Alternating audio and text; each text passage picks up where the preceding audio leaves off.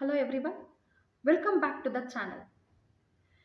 ಈ ವಿಡಿಯೋದಲ್ಲಿ gold rate ಯಾವ ರೀತಿ ಫಿಕ್ಸ್ ಮಾಡ್ತಾರೆ, ಯಾವ್ಯಾವ ಫ್ಯಾಕ್ಟರ್ಸು ಗೋಲ್ಡ್ ರೇಟ್ಗೆ ಇಂಪ್ಯಾಕ್ಟ್ ಆಗುತ್ತೆ, ಮತ್ತು ಕೆಲವೊಂದು ಅನಾಲಿಸಿಸ್ ಮುಖಾಂತರ whether gold will rally or not ಅನ್ನೋದನ್ನು ತಿಳ್ಕೊಳ್ಳೋಣ. ಸೊ ಅದಕ್ಕಿಂತ ಮುಂಚೆ ಚಾನಲ್ನ ಸಬ್ಸ್ಕ್ರೈಬ್ ಮಾಡಿ ಹಾಗೆ ಶೇರ್ ಮಾಡಿ.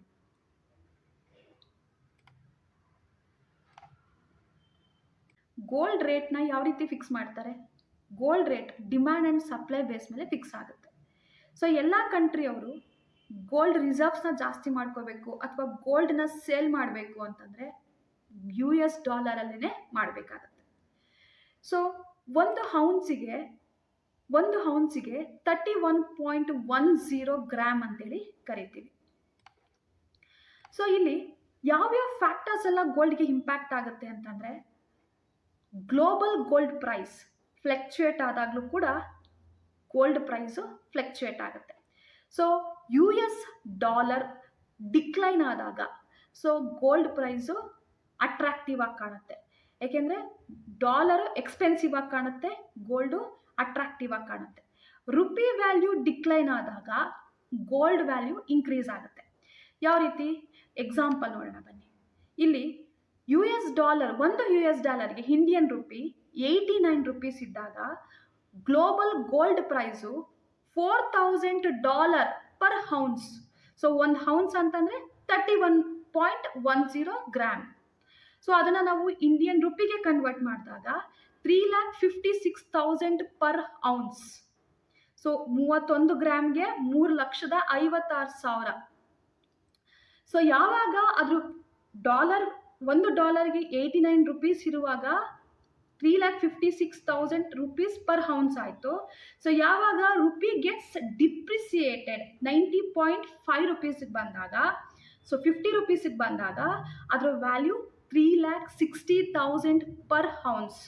So rupee gets depreciation, gold price gets appreciation. So ಯಾವಾಗಲೂ ಗೋಲ್ಡ್ ಪ್ರೈಸು ಡಾಲರ್ಗೆ ಮತ್ತು ರುಪಿ ವ್ಯಾಲ್ಯೂಗೆ ಆಪೋಸಿಟ್ ಡೈರೆಕ್ಷನಲ್ಲಿ ಹೋಗುತ್ತೆ. ಸೊ ಇಂಟ್ರೆಸ್ಟ್ ರೇಟು ಡಿಕ್ಲೈನ್ ಆದಾಗ, ಸೊ ಇಂಟ್ರೆಸ್ಟ್ ರೇಟು ಡಿಕ್ರೀಸ್ ಆದಾಗ ಗೋಲ್ಡ್ ಪ್ರೈಸು ಇನ್ಕ್ರೀಸ್ ಆಗುತ್ತೆ. ಹಾಗೆಯೇ ಇನ್ಫ್ಲೇಷನ್ ಇನ್ಕ್ರೀಸ್ ಆದಾಗಲೂ ಕೂಡ ಗೋಲ್ಡ್ ರೇಟು ಇನ್ಕ್ರೀಸ್ ಆಗುತ್ತೆ.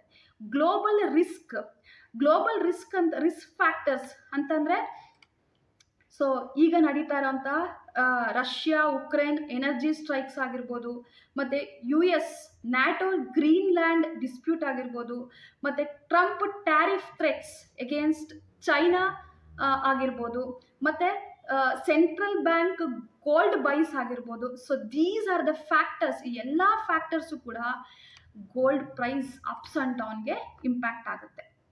ಸೊ ಸೆಂಟ್ರಲ್ ಬ್ಯಾಂಕ್ ಡಿಮ್ಯಾಂಡ್ ಅಂತಂದರೆ ಯಾವಾಗ ಗೋಲ್ಡ್ ರಿಸರ್ವ್ಸ್ನ ಇನ್ಕ್ರೀಸ್ ಮಾಡ್ತಾ ಹೋಗ್ತಾರೋ ಅಥವಾ ಹೆಚ್ಚಿಸ್ತಾ ಹೋಗ್ತಾರೋ ಗೋಲ್ಡ್ ವ್ಯಾಲ್ಯೂ ಕೂಡ ಇನ್ಕ್ರೀಸ್ ಆಗ್ತಾ ಹೋಗುತ್ತೆ. So these are the effect. So in ಶಾರ್ಟಾಗಿ ನಾವು ಹೇಳ್ಬೇಕಂತಂದರೆ, ಸೊ ರುಪಿ ವ್ಯಾಲ್ಯೂ ಸ್ಟ್ರಾಂಗ್ ಆಗಿದ್ದಾಗ, ಸೊ ರುಪಿ ವ್ಯಾಲ್ಯೂ ವೀಕ್ ಆಗಿದ್ದಾಗ ಗೋಲ್ಡ್ ಪ್ರೈಸು ಇನ್ಕ್ರೀಸ್ ಆಗುತ್ತೆ. ಡಾಲರ್ ವ್ಯಾಲ್ಯೂ ವೀಕ್ನೆಸ್ ಇದ್ದಾಗಲೂ ಕೂಡ ಗೋಲ್ಡ್ ವ್ಯಾಲ್ಯೂ ಇನ್ಕ್ರೀಸ್ ಆಗುತ್ತೆ. ಎರಡೂ ಕೂಡ ವೀಕ್ ಆಗಿದ್ದಾಗ ಗೋಲ್ಡ್ ಪ್ರೈಸು ಅಟ್ರಾಕ್ಟಿವ್ ಆಗಿ ಕಾಣುತ್ತೆ. ರುಪಿ ಸ್ಟ್ರೆಂತ್ ಆಗಿದ್ದಾಗ ಗೋಲ್ಡ್ ವ್ಯಾಲ್ಯೂ ಡಿಕ್ಲೈನ್ ಆಗುತ್ತೆ. ಸೊ ಯಾವಾಗಲೂ ಗೋಲ್ಡು ರಿಯಾಕ್ಷನ್ ಕೊಡುತ್ತೆ ರುಪಿಗೆ ಮತ್ತು ಡಾಲರ್ಗೆ. ಇದಿಷ್ಟು ಕೂಡ ಬೇಸಿಕ್ ಕಾನ್ಸೆಪ್ಟ್ಸು. ಸೊ ಈಗ ನಾವು ಚಾರ್ಟ ನೋಡೋಣ. ಸೊ ನೆಕ್ಸ್ಟು ನಮ್ಮ ಕಾನ್ಸೆಪ್ಟ್ಸ್ ಏನು ಅಂತಂದರೆ, whether gold will rally or not. So ಇದು 1 year ಚಾರ್ಟ್.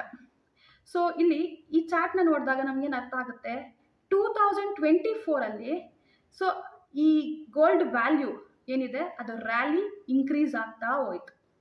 ಸೊ 2026 ಈಗ ನಾನು ವಿಡಿಯೋ ಮಾಡಬೇಕಾದ್ರೆ ಇದು ಒಂದು ಪ್ರೈಸು ಎಷ್ಟು 4,877 ಅಷ್ಟು ಒಂದು ಹೌನ್ಸ್ಗೆ ಇಟ್ಟಿರೋವಂಥ ವ್ಯಾಲ್ಯೂ.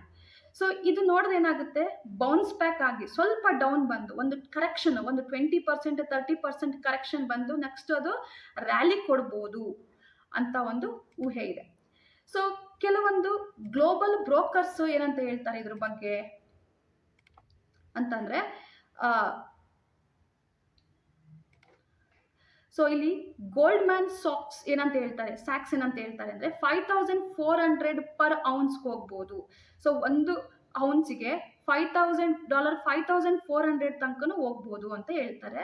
ಮತ್ತು ಮಾರ್ಗನ್ 4400 ಔನ್ಸ್ ಪರ್ ಡಾಲರ್ಗೆ ಹೋಗ್ಬೋದು ಅಂತ ಹೇಳ್ತಾರೆ. ICICI direct 4800 to 5000, bank of America 5000 ತನಕ ಹೋಗ್ಬೋದು. JP Morgan ಮಾತ್ರ ಈ ಇಯರ್ ಎಂಡಿಂಗಲ್ಲಿ ಅಂದರೆ 2026 ಎಂಡ್ ಪ್ರೈಸ್ ಟಾರ್ಗೆಟ್ ಏನಂತ ಇಟ್ಟಿರೋದ್ರೆ 6300 ಔನ್ಸ್ ಪರ್ ಔನ್ಸ್ ಹೋಗ್ಬೋದು ಅಂತೇಳಿ ಇವರು ಕನ್ಕ್ಲೂಡ್ ಮಾಡಿದ್ದಾರೆ.